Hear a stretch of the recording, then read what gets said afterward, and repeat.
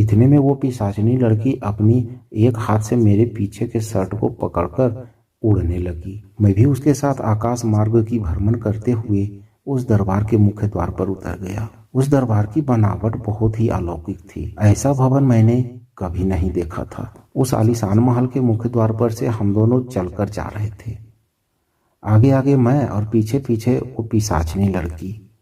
मुख्य दरवाजे से लेकर सभा तक रास्ते में फूल बिछे हुए थे और रास्ते के दोनों किनारे सुंदर लड़कियां मेरे ऊपर फूलों की वर्षा करके स्वागत कर रही थी और मैं एक दामाद के जैसा चलकर उस भरी सभा में उपस्थित हुआ। मुझे वहां पहुंचते ही सभी पिशाचिनी मिलकर एक सुर में कुछ गुनगुनाने लगी। शायद कोई स्वागत गीत गा रही थी। स्वागत गीत खत्म होते ही जयकारों की गूंज से पूरा दरबार गूंज उठा। सुरेश बाबू की जय हो, सुरेश बाबू की जय हो। इन बातों को बोलकर सभी पिशाचिनी जोर जोर से नारे लगा रही थी। तभी मैं जोर से चिल्लाकर बोला, बहुत हो गया मेरा स्वागत करना। अब मुझे इस बात से अवगत कराओ कि मुझे इस प्रकार जलील करके क्यों लाया गया है यहाँ पर। मेरे द्वारा इन बातों को सुनकर सभी पिशाचिनी जयकारी लगाना बंद कर दी। उस पिशाचिनी सभा में मात्र मैं ही एक पुरुष उपस्थित था। मेरा खातिरदारी दामाद जैसा हो रहा था। बाकी सभी पिशाचिनी अपने वास्तविक रूप को छुपाकर एक सुंदर स्त्री के रूप में अपनी अपनी सिंहासन पर विराजमान थी। मेरे लिए बीच आंगन में एक मजबूत पलंग लगाया गया था और उस पलंग के ठीक सामने एक अद्भुत सिंहासन लगा था और उस सिंहासन के दोनों तरफ दो स्त्री हाथ में पंखे लेकर किसी के आने की प्रतीक्षा कर रही थी।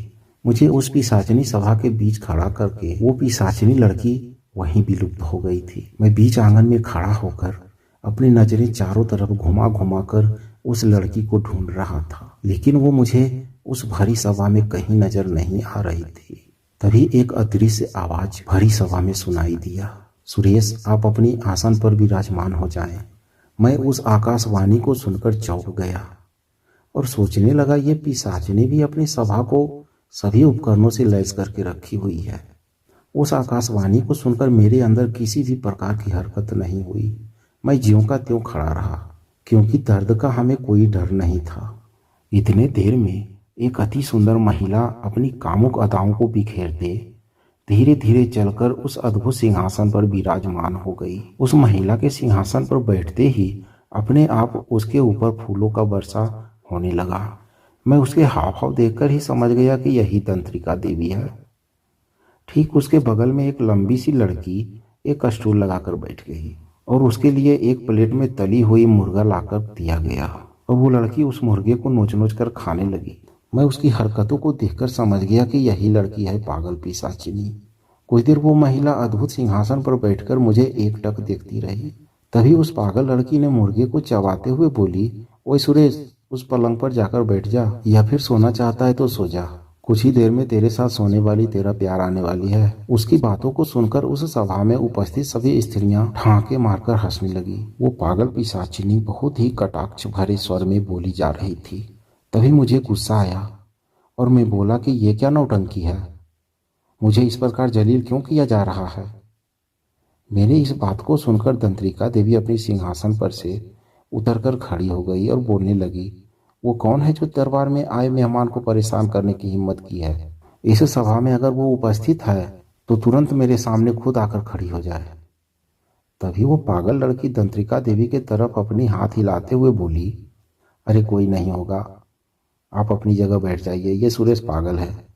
तभी तो जिद्दी बनकर इतने देर से खड़ा होकर हम लोगों से बहस किए जा रहा है। अपना काम आगे बढ़ाइए। मैं उस पागल लड़की की बातें सुनकर चिल्लाकर बोला, ऐ पागल पिशाचिनी, पागल तो तू है। इस भरी सभा में राक्षसी के तरह भोजन किए जा रही है। मेरी बातों को सुनकर वहां बैठे कुछ स्त्रियों की हंसी आने लगी और उस पागल लड़की को बेइज्जती महसूस होने लगी और वो पागल अपनी बेइज्जती को महसूस करते हुए बोली, अगर मैं वहां आ गई ना तो बहुत मारूंगी। उस पागल लड़की की बात को सुनकर तंत्रिका देवी बोली, संक्रेता चुप हो जाओ, वह मेरे घर आया हुआ मेहमान है, उसको बोलने दो। जो भी बोलता है उसके साथ कुछ भी अनैतिक नहीं होनी चाहिए। मैं उनके बातों को सुनकर हैरान था कि एक पिशाचिनी होकर नैतिक नियमों का पालन बहुत ही बेहतर ढंग से कर रही है और हम लोग मनुष्य होकर नियमों को सही से पालन नहीं कर पाते हैं। मेरे यहाँ अपना दामाद भी इस प्रकार की बातें करेगा तो उसकी हड्डी पसली एक कर दिया जाएगा। मैं उसके नियमों पर अपनी नज़र बनाते हुए बोला, मुझे मारने की बात करने वाली पागल पिशाचिनी, अगर तुझमें इतनी हिम्मत है तो मार के दिखाओ मुझे। मैं तुम्हारा बोटी बोटी नहीं कर दिया तो मेरा नाम भी सुरेश नहीं। मेरे मुंह से निकली अग्निबाण को सुनकर पागल पिशाचिनी तंत्रिका देवी के ओर देखते हुए बोली, इसको बोलो चुप हो जाए, नहीं तो मैं इसकी हत्या कर दूंगी। इतने में तंत्रिका देवी गुस्से में सिंहासन पर से उतरकर संक्रेता के गाल पर एक जोरदार थप्पड़ जड़ दिया। उस थप्पड़ की गूंज से सभा में उपस्थित सभी स्त्रियों की दिमाग हिलने लगी।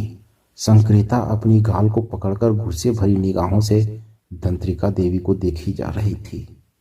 सभा में उपस्थित सभी लोग हमको छोड़कर वो दोनों को देख रहे थे।